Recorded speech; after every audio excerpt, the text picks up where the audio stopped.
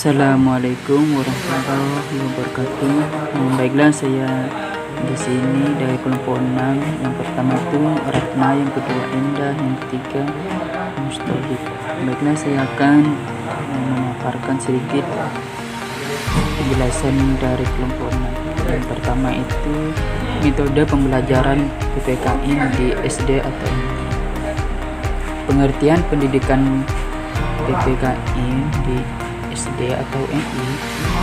Pendidikan kewarganegaraan atau PKN adalah mata pelajaran yang digunakan sebagai wahana untuk mengembangkan dan melestarikan nilai luhur dan moral yang berakar pada budaya bangsa Indonesia.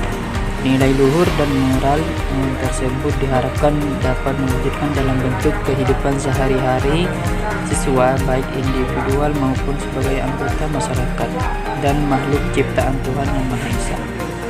Selanjutnya, metode pembelajaran PPKN di SD atau MI. Metode pembelajaran dapat diartikan sebagai cara yang digunakan untuk mengimplementasikan rencana yang sudah disusun dalam bentuk kegiatan nyata dan praktis untuk mencapai tujuan pembelajaran. Metode pembelajaran sangat perlu karena untuk mempermudah proses pembelajaran sehingga tujuan pembelajaran akan dapat tercapai secara optimal jika pemilihan metodenya tepat. Selanjutnya, metode pembelajaran yang digunakan sebagai penyelenggaraan pembelajaran PKN SD atau MI adalah: yang pertama ceramah, yang kedua cerita, yang ketiga tanya jawab, yang keempat diskusi, yang kelima permainan atau kompetisi, yang keenam simulasi, yang ketujuh discovery, yang kedelapan problem solving, yang kesembilan bermain peran atau role playing, yang ke-10 demokratis, yang 11 penugasan, 12 pengamatan. Yang pertama yaitu metode ceramah. Metode ini dalam menyajikan bahan ajar melalui penjelasan dan penuturan lisan pendidik kepada peserta didik. Metode ini lebih tepat digunakan apabila bahan ajar banyak mengandung informasi baru dan memerlukan penjelasan dari pendidik. Yang kedua, metode cerita. Metode ini merupakan suatu cara untuk menanamkan suatu nilai atau moral kepada para peserta didik dengan mengungkapkan segala karakter kepribadian tokoh tertentu melalui cerita, hikayat, legenda atau dongeng-dongeng sejarah lokal. Metode tanya jawab. Metode tanya jawab dalam menyajikan bahan ajar melalui berbagai pernyataan dari pendidik. Terutama apabila dalam proses pembelajaran, pendidik menggunakan teknik klarifikasi nilai. Metode diskusi. Metode diskusi digunakan untuk tujuan agar dalam proses pembelajaran terjadi komunikasi banyak arah atau multi-way tacit communication. Komunikasi banyak arah yang terdiri dari pendidikan peserta didik pendidik, dan peserta didik peserta sangat dituntut dalam pembelajaran yang orientasi pada cara belajar siswa aktif atau CBSA. Metode permainan atau kompetisi. Metode ini sangat menarik peserta didik dalam membangkitkan motivasi belajar, latihan mengambil keputusan, dan terutama dalam menciptakan suasana senang dalam belajar atau joyful learning. Metode simulasi. Metode ini merupakan cara penyajian bahan ajar yang dilakukan secara langsung melalui kegiatan praktek tentang pelaksanaan nilai-nilai dan moral. Melalui metode ini, peserta didik dibantu memahami dan menghayati nilai yang hidup dalam masyarakat. Metode discovery. Ditinjau dari katanya, discover berarti menemukan dan discovery adalah penemuan. Robert menyatakan bahwa discovery adalah proses mental di mana anak atau individu mengasimilasi konsep dan prinsip. Pengajaran discovery harus meliputi pengalaman-pengalaman belajar untuk menjamin siswa dapat mengembangkan proses-proses discovery. Dengan demikian, pada pengajaran ini, kegiatan belajar mengajarnya harus direncanakan sedemikian rupa sehingga siswa dapat menemukan konsep-konsep atau prinsip-prinsip melalui mental dengan mengamati, mengukur, menduga, mengolokkan, mengambil kesimpulan, dan sebagainya. Metode problem solving. Problem solving merupakan kegiatan mencari memecahkan suatu masalah secara rasional. Titik berat pada terpecahnya masalah tersebut secara rasional, logis, dan tepat. Selanjutnya, yang ke-9 yaitu metode bermain peran atau role playing. Bermain peran atau role playing adalah metode pembelajaran yang memberi kesempatan kepada siswa untuk memerankan karakter dalam situasi tertentu.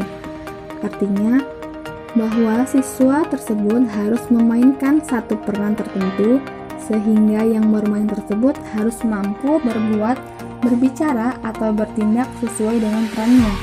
Misalnya, jika peran yang dimainkan adalah polisi, maka ia harus mampu berperan sebagai polisi. Bermain peran terjadi dalam situasi buatan, tiruan, atau simulasi. Yang ke-10 yaitu metode demonstrasi. Metode demonstrasi biasanya digunakan untuk memperagakan atau menunjukkan suatu prosedur yang harus dilakukan peserta didik yang tidak dapat dijelaskan hanya dengan kata-kata saja. Metode demonstrasi diartikan sebagai cara penyajian pembelajaran dengan memperagakan dan mempertunjukkan kepada peserta didik suatu proses, situasi, atau benda tertentu yang sedang dipelajari, baik dalam bentuk sebenarnya maupun dalam bentuk tiruan yang dipertunjukkan oleh guru atau sumber belajar lain yang memahami atau ahli dalam topik bahasan yang harus didemonstrasi. Selanjutnya yaitu metode penugasan. Metode ini yaitu berusaha melatih peserta didik untuk melaksanakan tugas berdasarkan petunjuk langsung yang telah dipersiapkan oleh pendidik. Tujuan menggunakan metode ini adalah agar peserta didik memperoleh pengalaman langsung, nyata, bekerja mandiri, dan jujur. Dan selanjutnya yaitu metode pengamatan. Metode pengamatan adalah metode pengumpulan data melalui pengambilan data dengan cara pengamatan langsung terhadap situasi atau peristiwa yang ada di lapangan.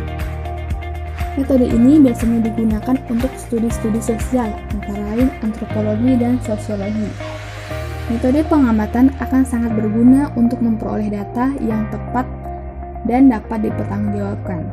Syarat utama untuk menggunakan metode pengamatan adalah bahwa indera penglihatan peneliti memenuhi syarat untuk dapat melakukan pengamatan dengan baik.